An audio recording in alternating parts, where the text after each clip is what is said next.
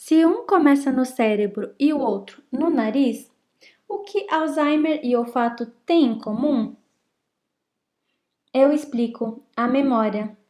Oi, meu nome é Luma, sou futura farmacêutica bioquímica pela Universidade de São Paulo e esse vídeo faz parte da minha tese de conclusão de curso. O Alzheimer é o tipo de demência mais comum e mais frequentemente associada com o envelhecimento humano. A Organização Mundial da Saúde descreve a demência como um conjunto de sintomas de uma neuropatologia, de natureza geralmente progressiva, causando prejuízo cognitivo na memória, pensamento, orientação, compreensão, aprendizado, linguagem e julgamento do paciente.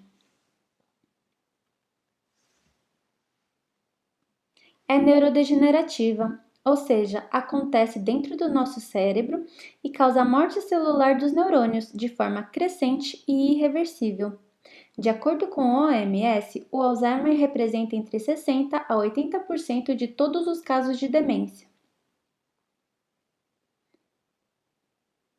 A cognição diminui pela presença de obstáculos dentro e fora dos neurônios, as placas da proteína beta-amiloide e massas neurofibrilares intracelulares, formadas principalmente pela proteína tau hiperfosforilada. Com a morte neuronal, ocorre a atrofia de regiões do cérebro mais impactadas pela doença. É por isso que pacientes diagnosticados têm dificuldade de compreender seu mundo interior e exterior, de vivenciar e reviver eventos pessoais, de interpretar pensamentos, sentimentos e crenças sobre si mesmos. Por preferencialmente afetar regiões do lobo temporal, o Alzheimer afeta os processos emocionais, ainda que a dificuldade na evocação de memória seja um dos primeiros sinais clínicos. Estudos científicos observaram que a emoção não é extinta dos pacientes, que ainda são capazes de se lembrar com mais facilidades palavras e memórias autobiográficas com valor emocional do que as que não possuem vínculo afetivo.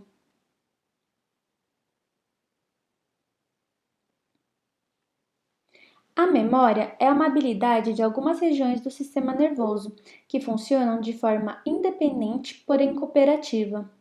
Nosso cérebro guarda informações dadas pelos nossos cinco sentidos: a audição, o paladar, o olfato, a visão e o tato. As memórias podem ser divididas de acordo com a sua durabilidade, ou seja, por quanto tempo elas ficam guardadas no cérebro. As memórias de curta duração são limitadas e mais facilmente esquecidas, como um pequeno post-it que anotamos algo que precisamos fazer logo e em seguida descartamos quando terminamos uma tarefa ou um aprendizado.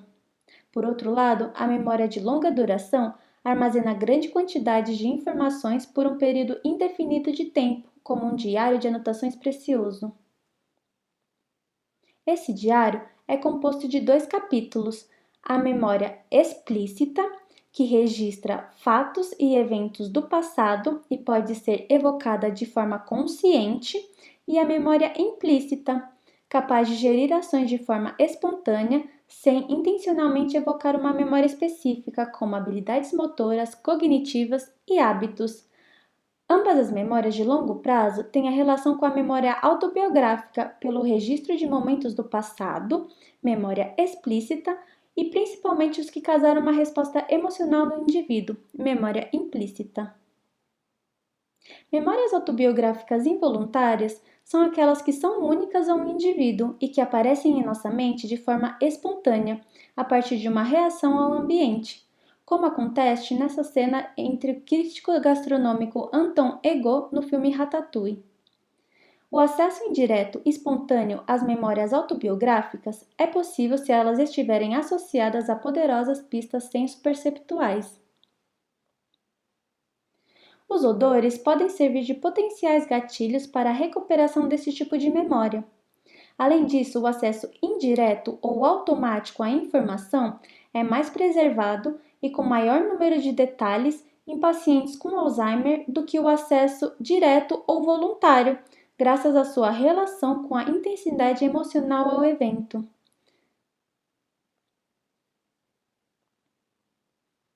Ao contrário de outros sistemas sensoriais, o principal caminho que a informação segue no cérebro, após estímulo olfativo, acontece no complexo amígdala e hipocampo do sistema límbico.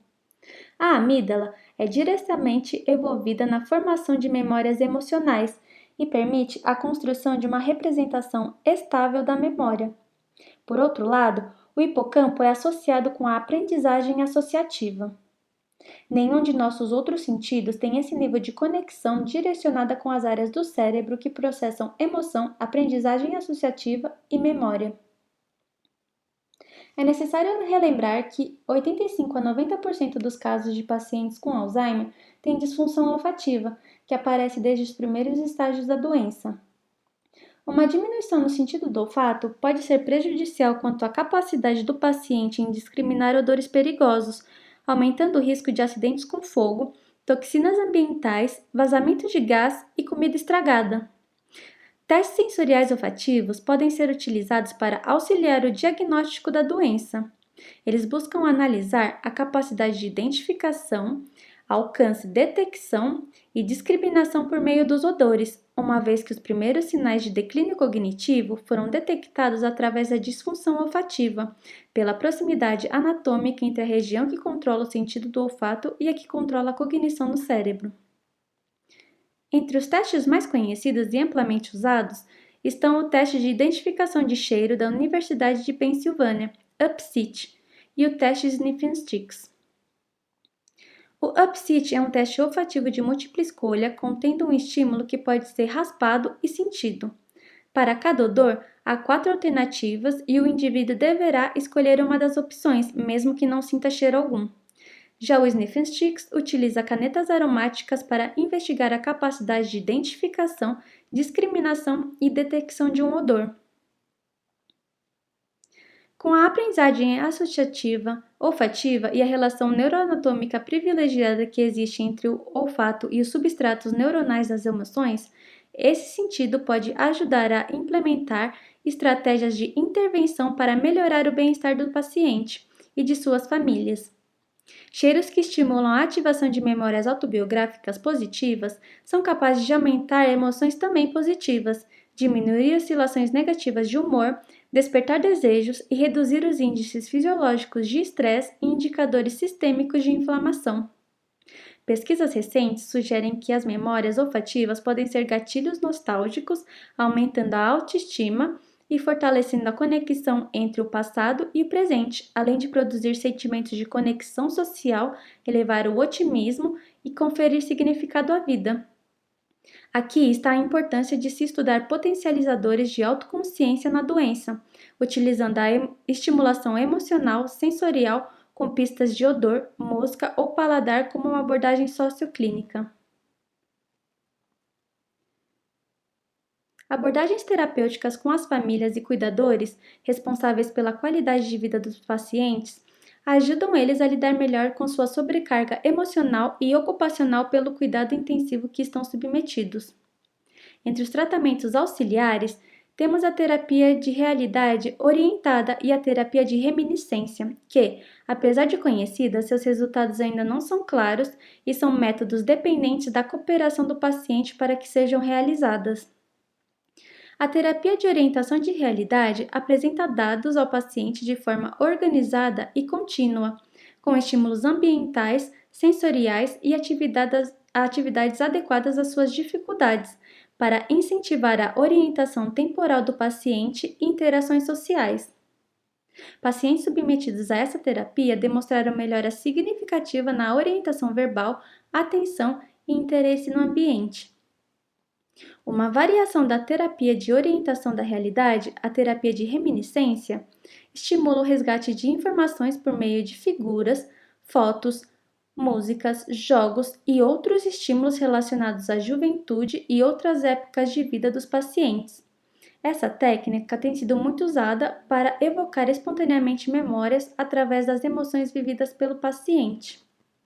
Com a intrínseca relação entre o olfato e as memórias, seria o treinamento olfativo uma ferramenta possível e aplicável para tratamentos auxiliares do Alzheimer?